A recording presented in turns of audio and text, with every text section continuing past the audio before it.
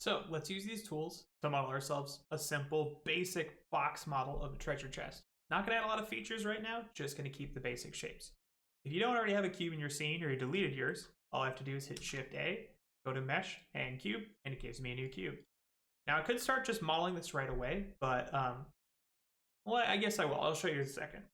So what I want to do first is get that box model and get it to the shape that I want.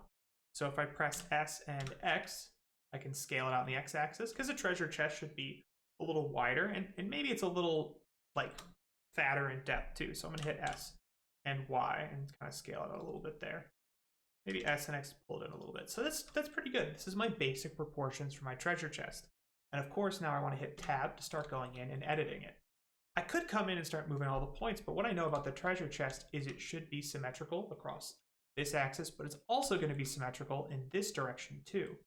So what I'm going to do is I'm going to turn on one of the first of many add-ons I want to show you. Let's go to Edit, Preferences, and under add-ons, I want you to look for what's called Auto Mirror.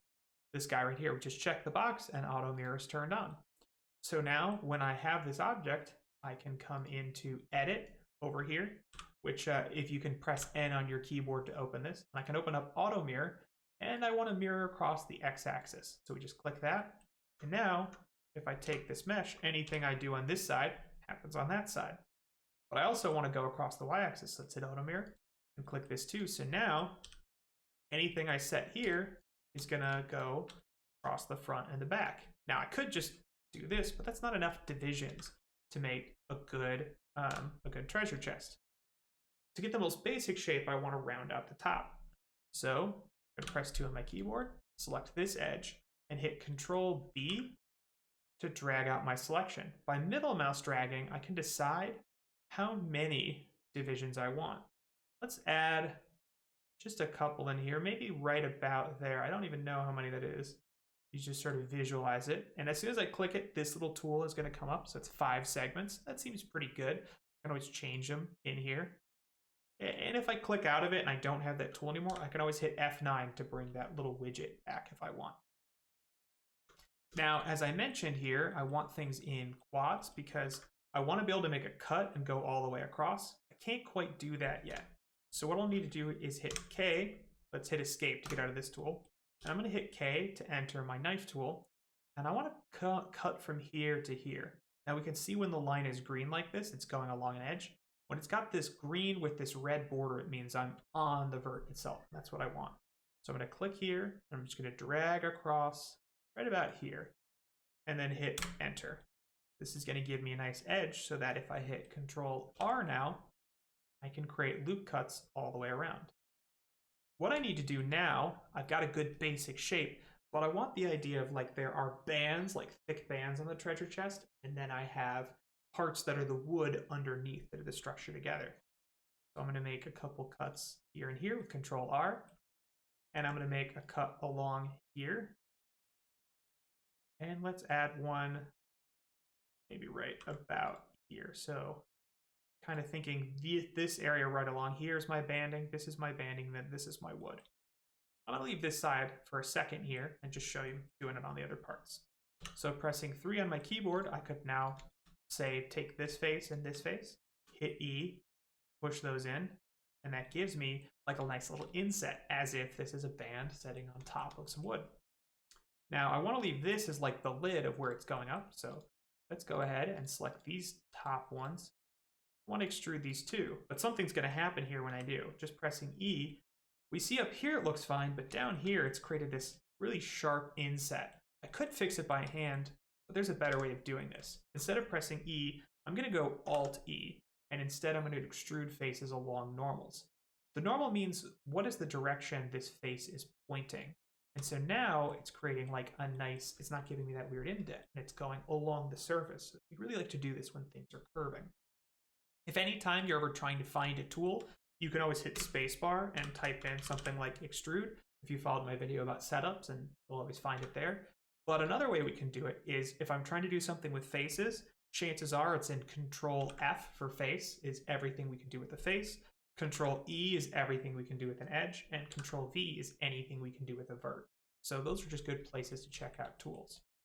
Now, we want to get the same thing here, but you see again that quad thing, we can't quite cut all the way up and over. I could use the knife tool, for instance, and just cut this all up by hand, but of course there's an easier way of doing this. This is what the inset tool is really good for. So 3 on my keyboard, and I'm going to hold shift and just click all these out, and I'm going to press I. Now, you're going to get this, and we want this border edge here, but we don't want the one in the inside. Well, we can do that by hitting I, and then if you look at the top part of your screen, there's all this indication about outset, off, boundary, on, all that stuff. If I press B for boundary, it's going to ignore the bounding edges that we do with our the symmetry. So I can just take this right here and drag it till I like it, maybe right about there. Now I can just take these edges, extrude those in just fine. And, even though we're not going to really see the bottom, it's like, why not, for good measure. All right, it's a treasure chest. It's simple. There's not a lot here. One thing, I'm going to make one more thing before I end the video here today, though. And I just want to make a lock for it. When we come back to adding some more features to it, I'll show you how to make more stuff with it. But I just want to make a simple lock and then a couple of handles.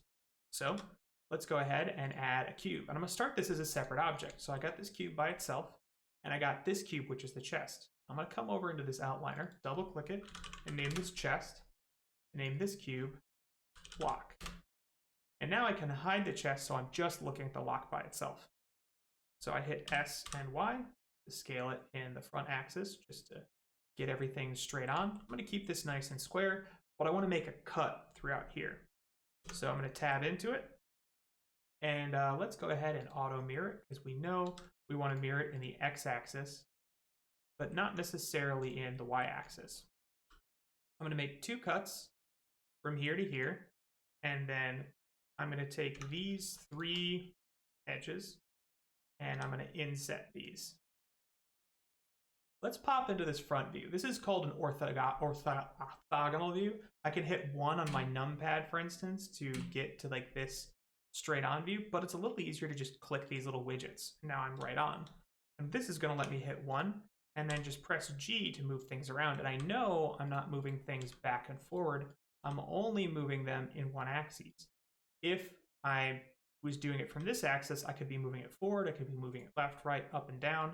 I could just hit G and then shift Y and move it around, but it's a lot more work than it's worth. So I like to just press this little button, and now I'm looking at it in just like a front view. So I'm gonna move these around until I get something that's like a lock shape. What I'm looking for is these edges right here.